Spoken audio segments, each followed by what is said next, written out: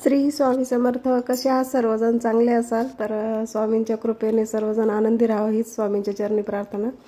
तर चला, आज थोडंसं पिकनिकला जायचं आहे, तर तेच तुमच्याशी शेअर करणार आहेत. तर सकाळी पहाटेच उठलो होतो, 3:30 वाजल्यापासून 3:45 वाजल्यापासून आवरत होतं, कारण मुलांना सुट्ट्या होत्या ना. तर म्हटलं थोडंसं त्यांना पण फिरून आणावं. तर आता आलो आहे आम्ही ट्रेनसाठी. तर ट्रेन येणारच आहे, तर ट्रेननी जाणार होतो कारण मुलांची हवस होते त्याच्यामुळे ट्रेनने जायचं ठरवलं. तर सर्वजण हाय करताय तुम्हाला.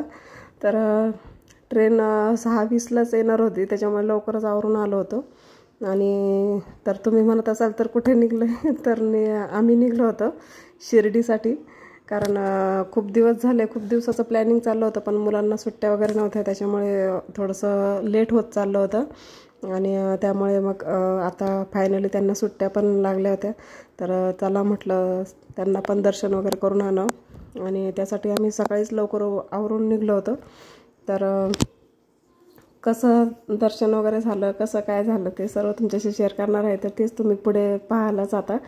तर ट्रेननी कसं गेलो, तर का गेलो, तर बसनीच जायचं ठरलं होतं. पण मुलांचा खूप हट्ट चालला होता. आणि आमच्या ज्या फ्रेंड्स आहेत, ज्या ताईन त्या, तर त्यांचे मिस्टर रेल्वेमध्ये आहेत ना, तर ते म्हणे तुम्हाला मी चांगली सोय करून देतो, तुम्ही काय बसने वगैरे जाऊ नका, कारण उशीर होईल बसने गेल्यानंतर आणि दर्शन वगैरे व्यवस्थित होणार नाही. त्याच्यामुळे आम्ही ट्रेननेच जायचं ठरवलं. तर त्या भाऊंनी, म्हणजेच त्या ताईंच्या मिस्टरांनी वगैरे सगळं व्यवस्थित अरेंजमेंट करून दिली आम्हाला. आणि छान मस्त असं खूप मोकळं वातावरण होतं ट्रेनमध्ये. तर छान असं मुलांचं एन्जॉय वगैरे करून चाललो होतो आम्ही, मस्ती मजाक करत. तर आम्ही तिथे 8:15 8:30पर्यंत पोहोचलो ट्रेनने. तर तेच दाखवते तुम्हाला आता. मुलांचा खूप एन्जॉयमेंट चालला होता. तर पहा, ट्रेननी मी भरपूर वेळेस गेलेले आहे, कारण वडील पण आर्मीमध्येच होते, आणि त्यांच्याबरोबर सारखं जाणं येणं, बाहेर जायचं यायचं, हे ट्रेनमध्ये 7-7 8-8 दिवस प्रवास केलेला आहे.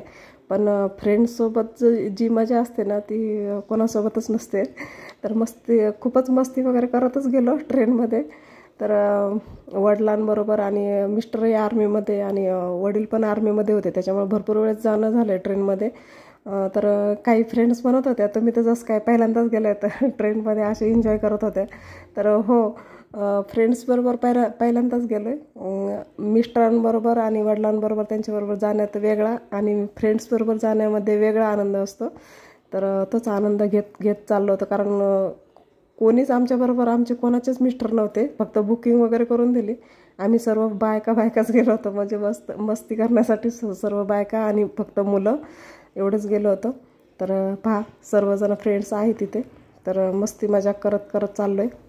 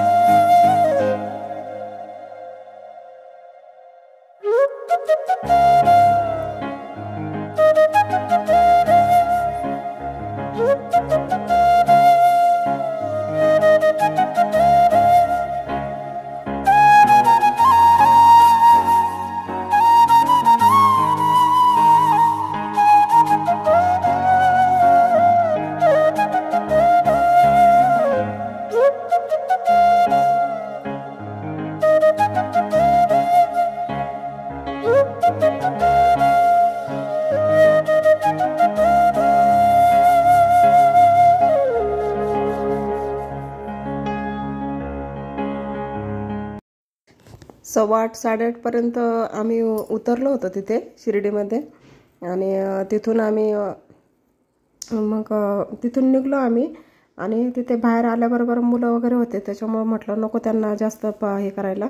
तर आम्ही तिथून रिक्षा केली, आणि रिक्षा करूनच मग आम्ही याला गेलो शिर्डीला. म्हणजे तिथून काय 10-10 रुपये घेतले आमचे शिर्डीला जाण्यासाठी रिक्षाने. तर तिथून रिक्षा करून सर्वजण बसलो रिक्षामध्ये. आणि गेलो मग शिर्डीमध्ये.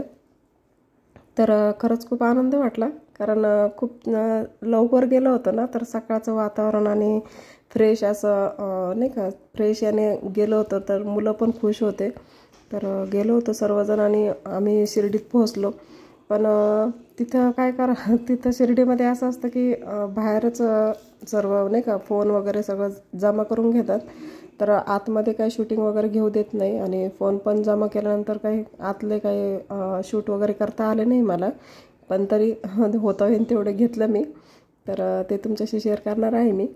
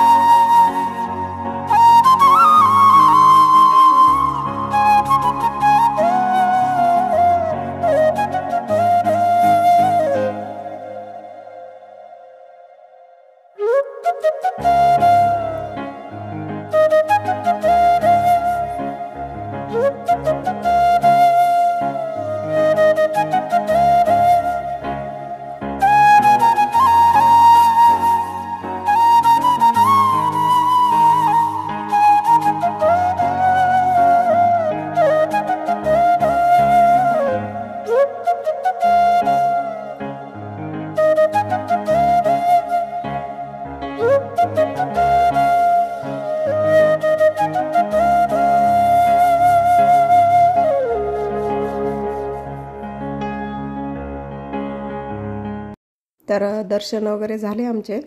आतमध्ये काही फोन अलाउड नाही, तरी पण होता येईल तेवढं तर थोडासा शूट घेतला आहे मी.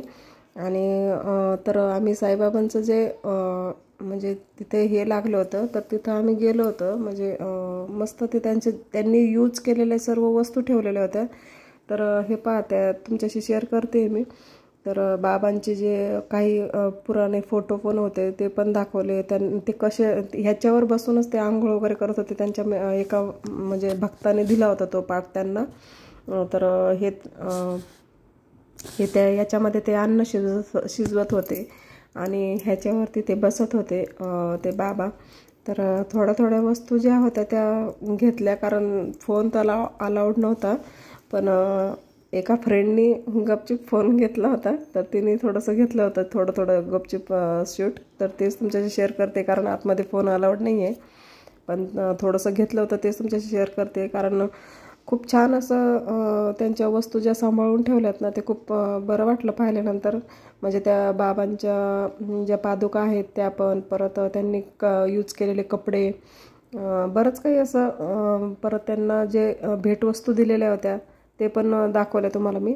तर खूप बरं वाटलं पाहिल्यानंतर, कारण दरवेळेस आमचं भरपूर वेळेस येणं झालं आहे, पण असं एवढं बारकाईने कधी पाहायला भेटलंच नाही, कारण खूप गर्दी असते. ह्यावेळेस आमचे दर्शनही खूप छान झाले आणि गर्दी पण कमी होती, त्याच्यामुळे सर्व काही पाहायला भेटलं. त्यानंतर बाहेर आलो, तर मुलं असल्यानंतर सोबत माहितीच आहे वस्तू वगैरे घेण्यासाठी भरपूर हट्ट करतात. तर मग त्यांना थोडंसं शॉपिंग केली मुलांसाठी. आणि हे पहा, देवांचे भांडी वगैरे ते खूप छान होते इथं. पण आपल्या नगरसारखं कुठं भेटत नाही, तर खूप महाग होत्या. तर पाहिलं, जे आवडेल ते घेतलं थोडंफार, आणि जास्त काही खरेदी केली नाही. मुलांना जे काही पाहिजे होतं ते घेतलं, आणि त्यानंतर बाजार थोडासा फिरून वगैरे झालं. मुलांचे तोंड पण बारीक झाले होते, म्हटलं त्यांना जेवण वगैरे करू. तर थोडंसं फिरून घेतलं आणि त्यानंतर आम्ही निघलो मग जेवण वगैरे करण्यासाठी, कारण मुलांचे चेहरे खूपच बारीक झाले होते. तर आम्ही आलो आहे प्रसादालयामध्ये. तर इथं प्रसाद असतो. तर या ताईंची पहा किती मस्ती चालली. तर मस्त प्रसाद वगैरे ग्रहण केला आम्ही. म्हणजे खूप छान होतं तिथं जेवण वगैरे, कारण इथे सुद्धा प्रसादालयामध्ये सुद्धा खूप गर्दी असते. पण आमच्या नशिबाने म्हणा किंवा कसं, तर आज अजिबात गर्दी नव्हते. आम्ही कारण हे पूर्ण ब्लॉक जे ते पूर्ण भरलेले असतात जेवणासाठी वगैरे. तर आम्ही गेलो तेव्हा गर्दी बिलकुल नव्हती. म्हणजे आम्ही जेवायला वगैरे बसलो तेव्हा आम्हीच थोडे जण होतो.